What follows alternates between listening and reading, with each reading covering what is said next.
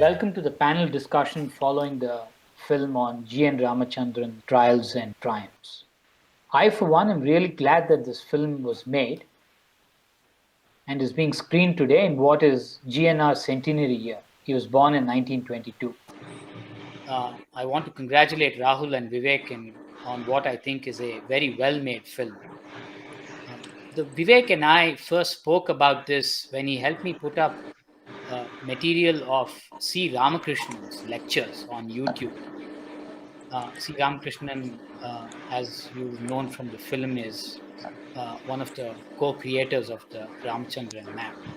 And I was telling him then that we should get C. Ramakrishnan, CR for short, his views on the Ramachandran map. Sadly, we could not get CR's views on this.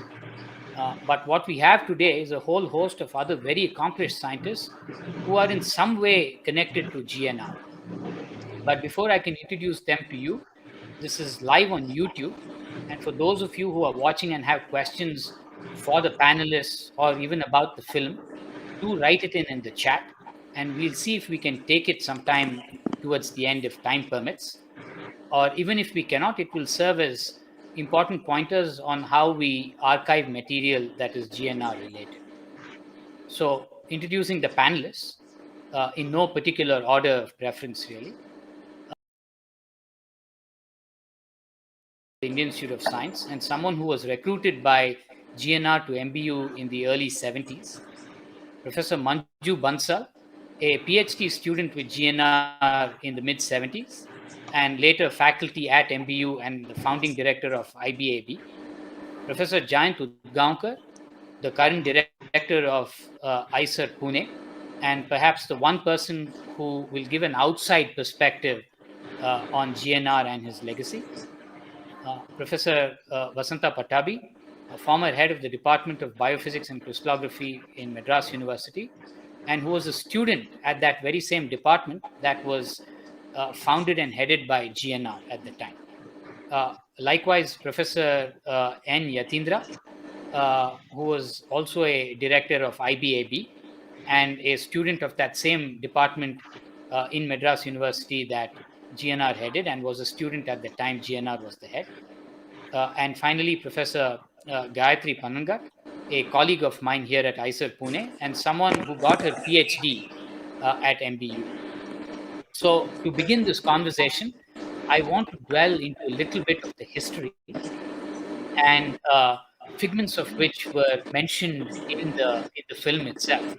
And I want to try and do this in some order of chronology. So first, over to Professor Vasantha Pattabhi and then to Professor Yathindra, to give us some kind of an idea or an account of what it was like to be a student in the department that GNR headed, about the excitement and about the inspiration, all of which we got teasers of. So Professor Pattabhi first and then. Hello everyone. Actually, I was fortunate to be there when he was there in the department. He's kind of the inspiration he gave to the students, the time he spent with them, the time he spent in science, talking about science. It was always science at the department.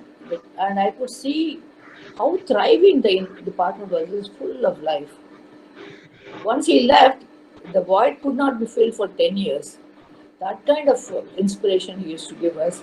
And he guided all the students. I mean, in the sense, there were teams formed on different subjects of biophysics, but he will take care of every one of the students, make sure they get their fellowship, they discuss, they understand science, he will teach.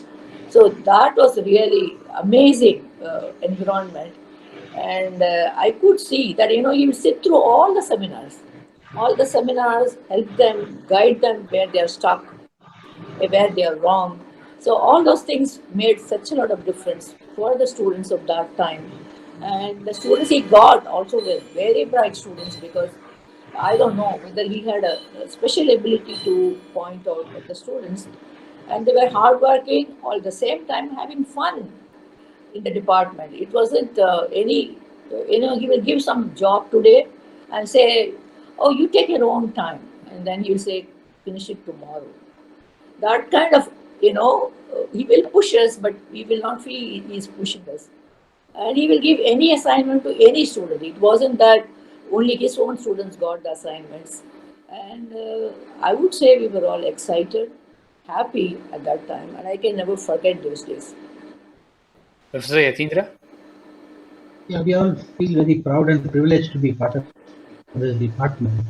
I'm referring to the time frame, sometime late 1966 and 70, and then my entry to the department was accidental.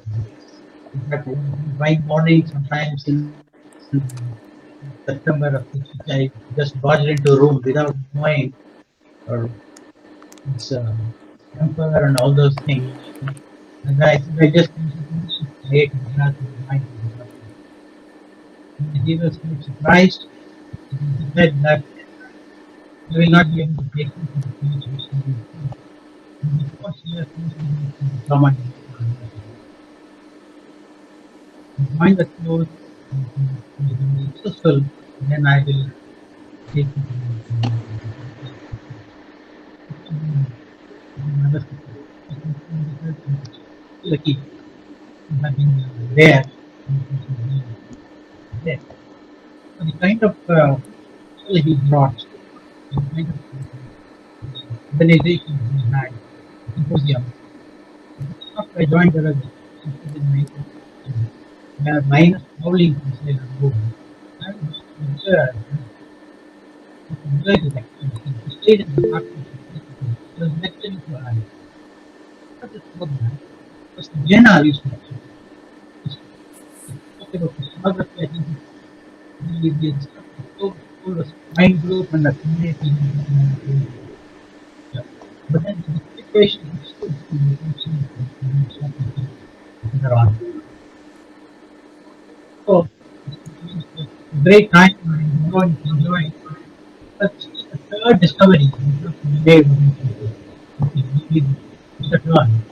we were discussing about the senior. Of course, I was a very junior there.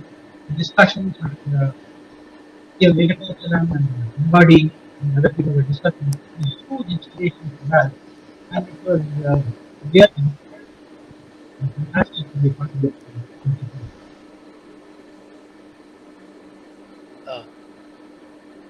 So thank you, Professor Yathindra. Some part of it was slightly inaudible, but we'll hopefully collect that glitch as we go on.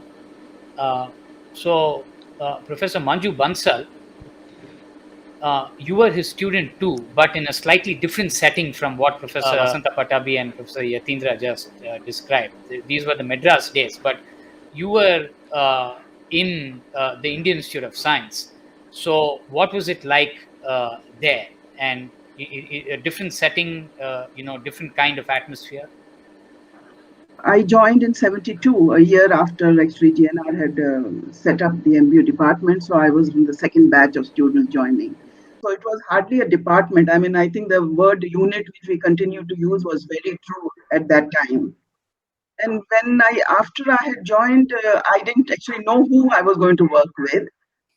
And it was only 3 months later that I was informed that I would be working with Professor Ramachandran. So it was.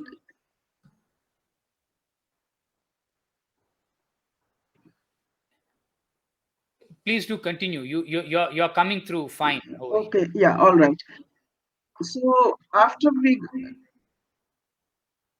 So the moment when I was told that I would be working with Professor Ramachandran, it was actually very interesting because a couple of the people who had come from Madras actually they tried to really scare me by saying that, oh, you're going to work with Professor Ramachandran, you'll find it extremely difficult. I mean, today people may say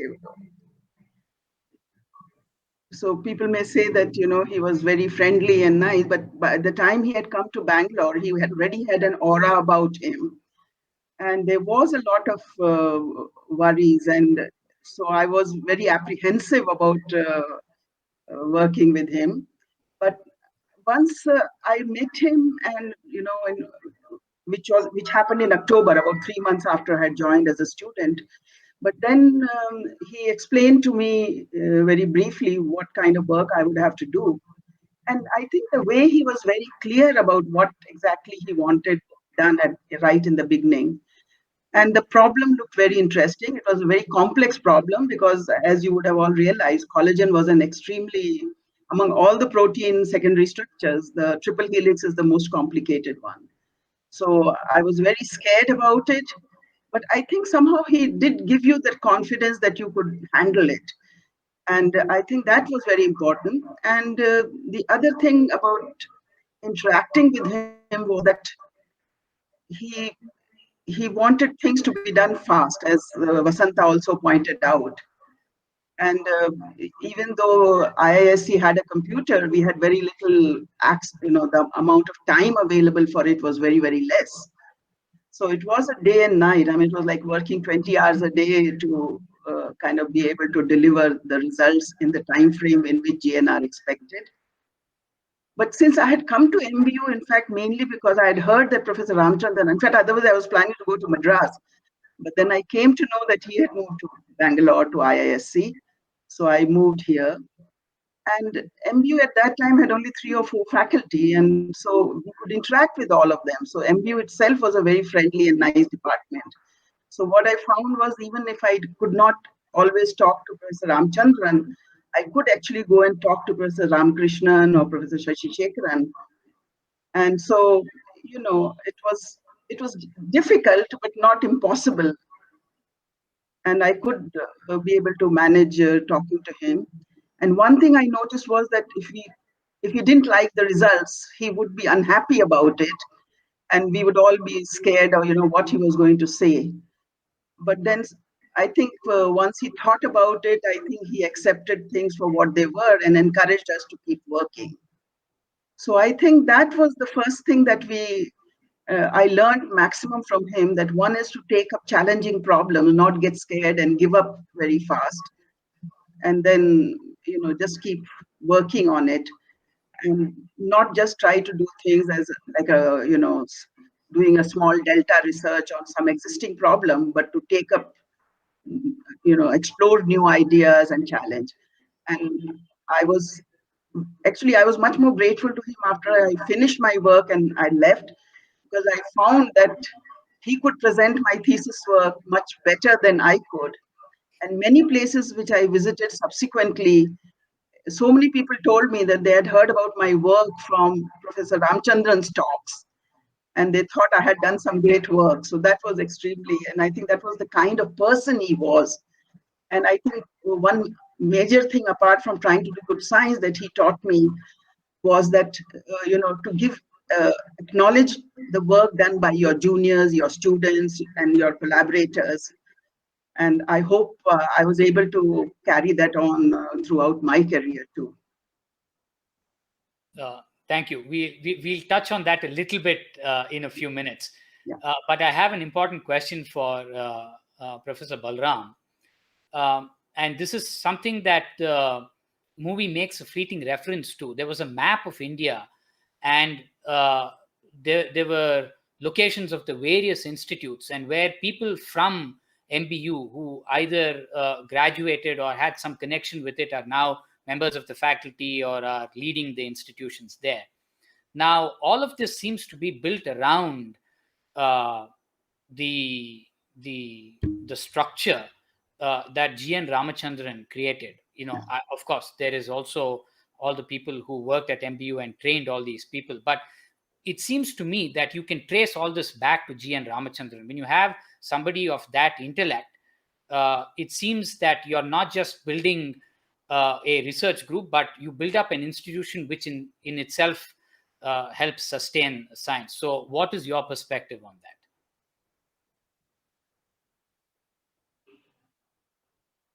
that? Professor Balaram, you need to unmute yourself. Sorry? Yes. No, I heard your question and I also read your email. Okay. Professor Ramachandran wasn't an institutional builder in the conventional sense. When we think of institution builders, we think of Homi Bhabha or we think of Shanti Swarup Bhatnagar and so forth. Ramachandran was a builder of science, and what he really did was his unrelenting emphasis on scientific research meant that everybody in a department in which he was now focused on science. And the result is that science just spread. And science spreads through people, not through institutions. And I think what you really now see are people who have graduated from the departments that he started, who are there in all those places across India. In fact, I'm seeing the map for the first time. And I think that is a greater tribute to G N Ramachandran than anything else. Perhaps we should update that map and show and show a world map instead. Uh, I should tell Rahul about this. Professor Udgaonkar, you are someone who has had an association with MBU in the sense that you have collaborated with people there, even though you are not directly related per se as the other panelists are. So, as an as that sort of an outsider, what is your perspective on the works of Professor Ramachandran and on the kind of science that was built around him and spread across the country and the globe? You need to unmute yourself. So I learned about the Ramachandran plot from textbooks, and this was well when in my college days, and it was clear that it was a fundamental discovery, especially when I looked at a very early book on protein structure by Richardson and Guys. Subsequently, I was a student of chemistry, but when I went to Cornell to do my PhD in biochemistry, we of course studied the 5-psi map. And but the amusing thing was that, I was doing my research, my project in a lab which was located in the physics department, which was adjacent to the chemistry, and one would go to the chemistry department for eating snacks or whatever. And invariably, occasionally, one would run into Harold Shiraga, who was a pillar of protein chemistry until his death last year. Shiraga was 99 years old when he died, so he was a contemporary of Ramachandran. And the one thing Shiraga would, the first time I met him there in the elevator, he asked me, "Are you from India?" The next question was, "Are you from Madras?" Not from Bangalore, but are you from Madras? I mean, his entire interest in India, I think, was based on the fact that Ramachandran was from Madras and he had done this phenomenal work in Madras. So it's something which I think this work which he did, I mean, it's very clear from the documentary that it's had an impact in protein chemistry in general, uh, all across the world. Every protein chemist, every structural biologist has to use it in some way or the other. You cannot teach elementary biochemistry without teaching the Ramachandran plot. It's something worthy of a Nobel Prize, and should have and Ramachandran should have been given a Nobel Prize for that piece of work. There are no two ways about it. I have absolutely no idea why he did not get a Nobel Prize for that. And it's a shame that he was not given one. And if one looks at post-independent India and one thinks of scientists who have done absolutely world-class science, I mean, his name is right on the top. There's no two ways about it. And he, he has done something which I think no other scientist in the country has been able to do, make a fundamental discovery, which is in every textbook you can look at in the field of biology or in biochemistry. So when I was finally applying back to India, my first choice was to get a job in the molecular biophysics unit, and they said no to me. I was offered a job in other departments in the IISc, but that was my first priority, and probably I didn't join the IISc and joined the TIFR because I didn't get my first choice there. But you know, when I was thinking about coming back to India, the important point to me was, is it possible to do good work, great work in India? And the one example that I knew from just from textbooks or from reading is the work done by G N Ramachandran. And so it was, that one example was something which stood out and which, could kind of, it convinced me that, it's possible to do world-class science in India. In those days, as in these days, there's, many uh, people in the US, especially, and also in Europe, think that the US and Europe are the only two places where you can do world-class science. And I think G N Ramachandran proved them wrong. And he acted, I think, I wouldn't say inspiration, but as an example to people like me who had spent 8 years in the US as a PhD student and postdoc, that it's worth coming back to India and doing, trying to do as well as your peers elsewhere in the world. So, I mean, obviously, the molecular biophysics unit has had a large impact on science in India, especially in the field of structural biology. Uh, I should just, I recall a amusing, well, not an incident, but many such incidents. So, for 5 years or so, the NCBS to which of which I was a member, was located on the IISc campus, and every day, or perhaps every other day, uh, I would go with my colleague, Dr. Panikar, on his motorcycle to the coffee boat to drink coffee. And invariably, we would pass the molecular biophysics unit, and I would every time point the building to Panikar and say, that's the citadel of Indian science. And I think it certainly was for some time. I hope it will continue to be. But I think, spawned a great deal of exemplary work in the institute. And, as the students and perhaps faculty members also went elsewhere in the country, spawned great work elsewhere in the country. So I think of all the scientists in India working in post-independent India who have had the largest impact, I would place GNR right at the top. So the work, of course, is absolutely fundamental in nature. And, I work in the field of protein folding, which is, part of the general area of protein chemistry. And if I look at the developments in the field of protein folding, computational protein chemistry, over the past 50 years or 60 years now since the Ramachandran plot, I don't think there's been anything of such significant uh, value which has been done, even with the fastest computers which have now working on protein folding problems.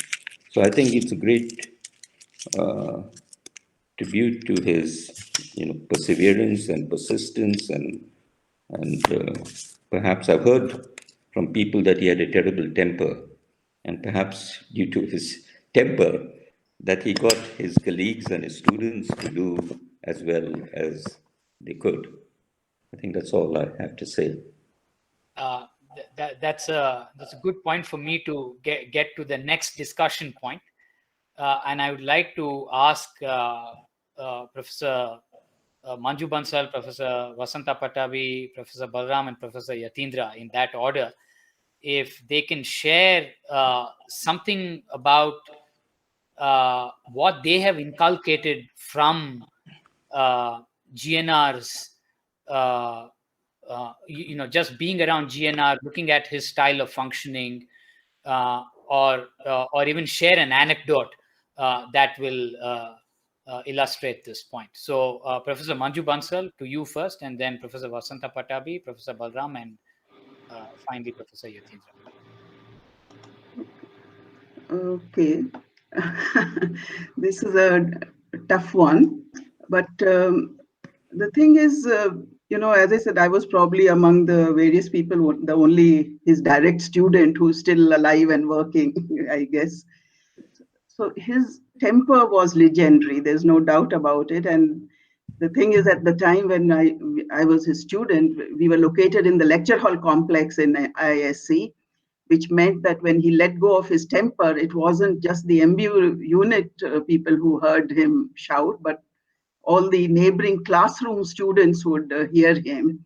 And when we walked into the C mess for lunch, invariably somebody would walk up and say, "So who got it this time?" Which was, it wasn't a nice feeling or a very comfortable feeling. But I think we learned to cope with it.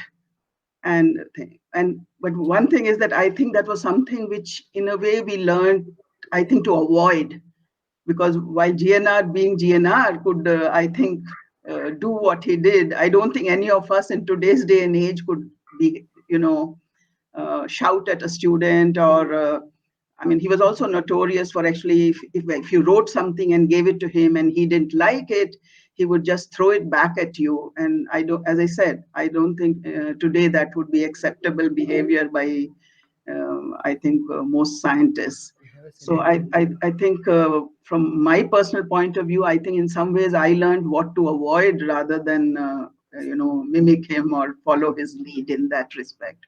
But as I already said in the earlier little module, what I did learn from him, as I said, was, trying to do science, which was challenging and new.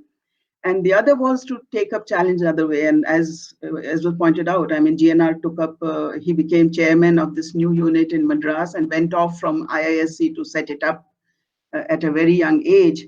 So that just reminded me that when in 2001, when Professor Sharachandra and Professor Vijayan asked me if I would be willing to go and start this Institute of Bioinformatics and Applied Biotechnology, I was actually very, very hesitant because I had, again, zero experience, administrative experience, and I really was more interested in my research than in setting up an institute. But I think it was Professor Vijayan who said, "You are a GNR student. You can do it. You go and try it at least." So I think that gave me, and I actually did give it some thought and decided that, okay, yeah, I mean, if GNR could do it at 30, or I was already 50 at that time, I can also give it a try.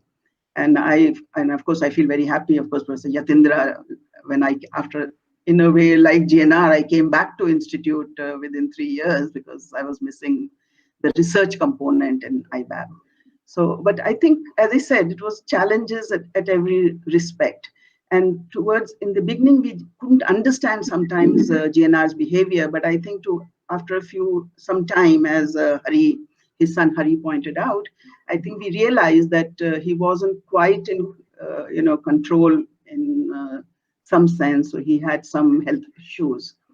But I think most one of my happiest moments with him, working with him, was when, after I submitted my thesis, Mrs. Ramachandran rang me up and congratulated me because it so happened that I was the only woman scientist who had completed a PhD with Professor Ramachandran.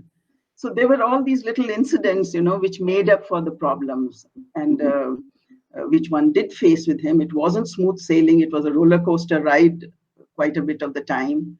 And because he would praise you, he appreciated when you did anything and the results were to his liking. But at the same time, as I said, if something didn't quite match with his expectations, he could be quite difficult. So as I said, I think one thing it made us realize is that if one could work with him, one could cope with a lot of things in life, even not just in the one scientific career. And also something like his not getting the Nobel Prize, I think it made one realize that it didn't stop him from doing science. So I think it made us realize that you should just, if you just like doing your science, you can just keep doing it and not worry about whether you get some awards or recognition or not. So I think that is what I would like to just conclude. Professor Vasantha Pattabhi,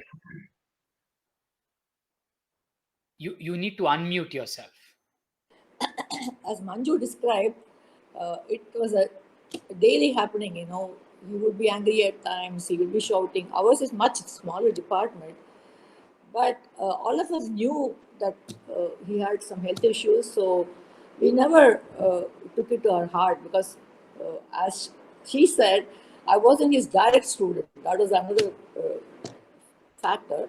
And I was a student of Professor Venkatesan, who was a very calm person. So the impact was not too much on us, excepting that he was a caretaker. Professor Ramachandran was a caretaker.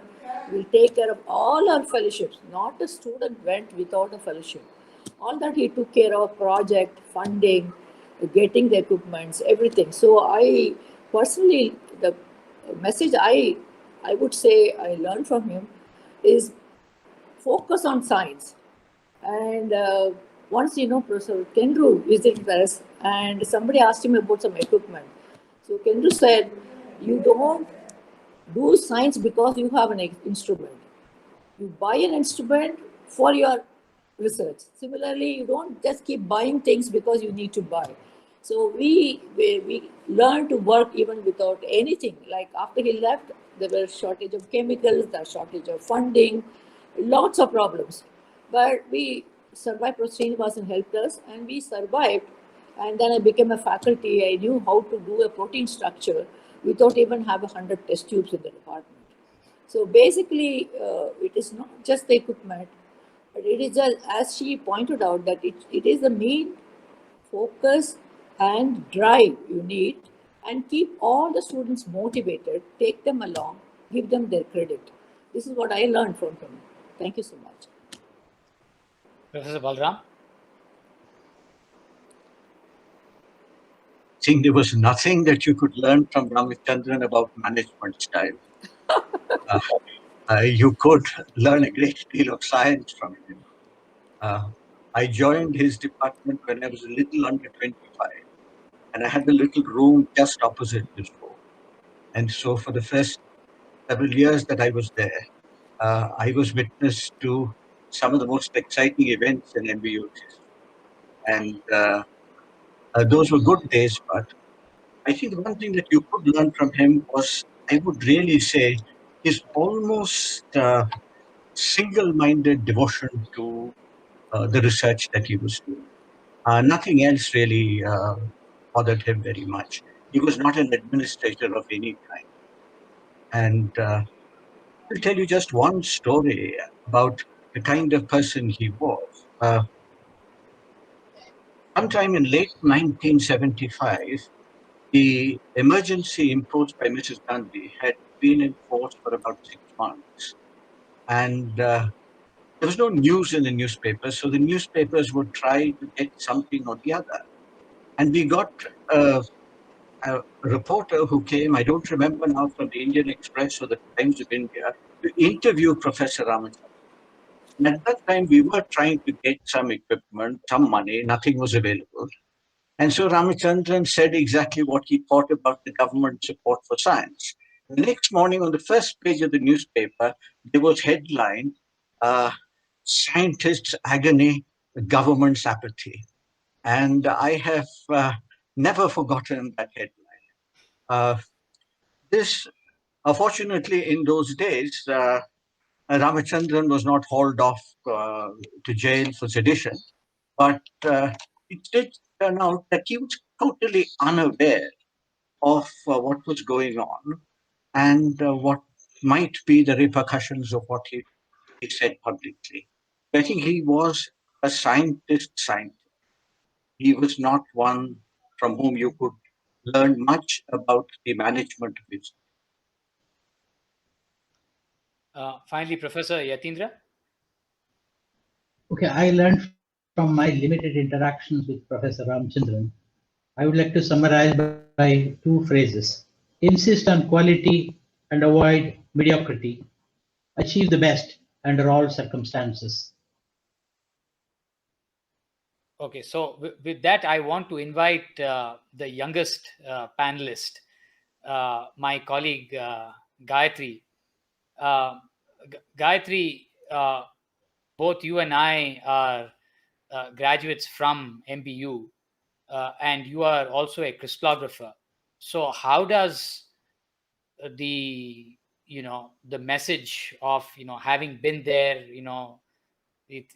I when we were students, it used to resonate in the corridors, about stories of the science and the personality and all that. So how does that reflect on your work today? How does it inspire you, and and others of your batch that you are representing now?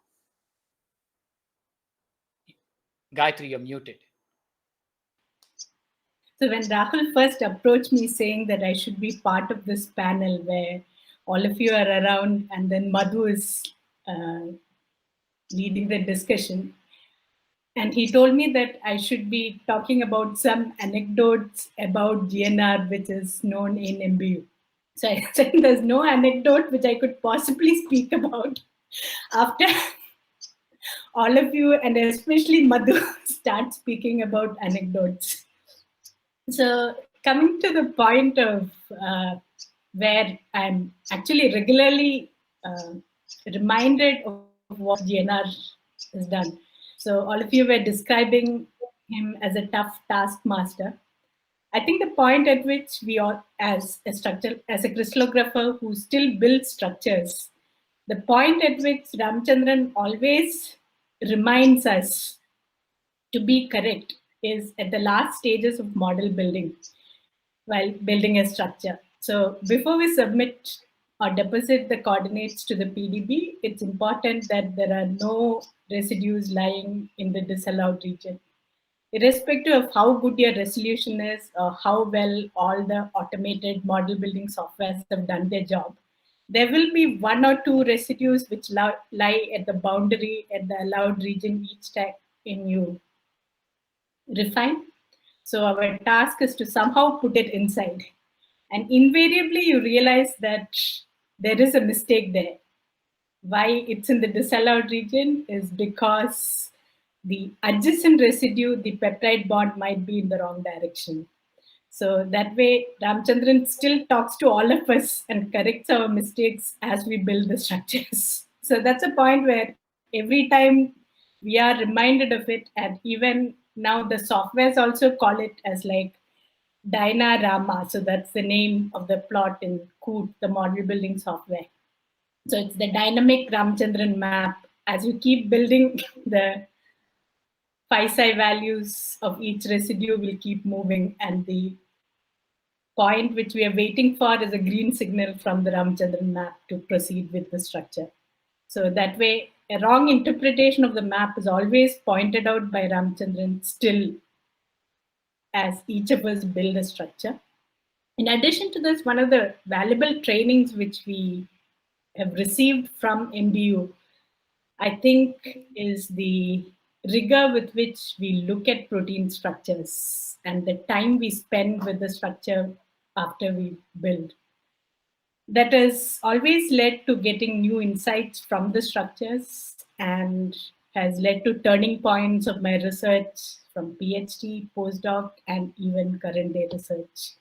I think that's how I would think that both Ramachandran plot and the training in structural analysis, which I have received from MBU, has helped me in my science.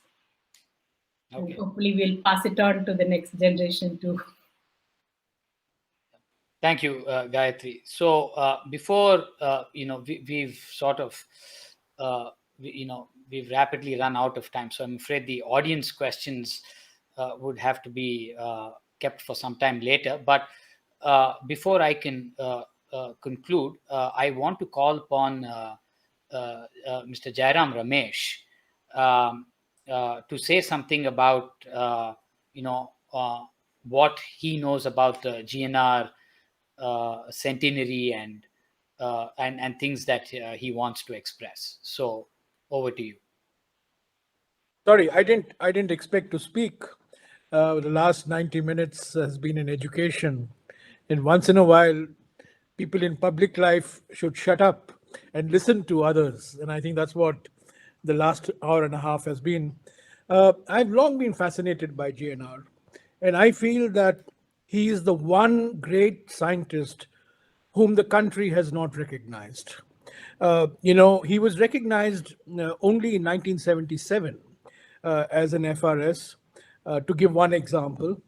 And he got no Padma Awards. He was like many other scientific personalities. I think GNR, whom Professor Udgaonkar rated at the top of the post 1947 generation of scientists who worked in India, never got the recognition he deserved. And I have been telling Professor Vijayaraghavan that in a small way we should rectify this and celebrate his centenary year appropriately next year. 2022 happens to be the centenary of both Hargobind Khorana and G. Ramachandran. And one epitomized an Indian who excelled in the United States, and one epitomized an Indian who excelled in India. And I think it would be appropriate for us, to celebrate this, build up an archive of GNR, make the new generation of scientists not in the fields of biology and chemistry aware of GNR, and as Professor Udgaonkar said, what it takes to do good science, world-class science in India. I think that's the great takeaway lesson that one derives from GNR's life. And I'm so glad that you gave me this opportunity. And I do hope that in 2022, particularly, we will focus on this aspect of GNR's life. How to be in India, build science, as Professor Balaram said, a very important distinction he made between building science and building institutions. How do you build science and how do you build institutions? I think these are very important questions that we need to keep in our minds. And I hope the GNR centenary would give us an occasion of addressing these questions. I happen to be the chairman of Parliament's Committee on Science and Technology, Environment, Forests and Climate Change. And one of the things that we're looking at now is how do we renew all these great institutions that were created, in the 50s and the 60s and in the 70s, because institutional revival is absolutely essential. And you revive institutions by renewing people. You have to get younger and younger people through the system. And this is one of the issues that, I'm trying to grapple with in my committee. And I look forward to continuing my association with you. So thank you once again. So thank you very much for that. And I'm afraid that we'll have to conclude the discussion now on G N Ramachandran's life and works. And, you can clearly see that we could have gone on for many hours on this. I want to make this observation in closing, and this is something that, is a theme that came up with others too. GNR is perhaps the least well-known of the major scientists in India. Professor Vijayan, in his autobiography, mentions that when he gave these popular talks on science, he would often ask his audience, school and college students mostly, to name famous Indian scientists. The answers were invariably, Raman and the Boses and so on. Very seldom, if at all, GNR ever got mentioned. And here we have someone who has contributed so profoundly, influenced structural biology, biophysics, so much so that his work is textbook material. And I'm hoping that, this film in some way gives some fillip to having GNR in the national conscience. And so such a colossus, I think, deserves to be remembered and will continue to inspire generations to come. I hope this is what is the outcome of this. So thank you all very much for participating in this. Thank you all very much for tuning in on YouTube and listening to this. And please do send in your comments. Thank you.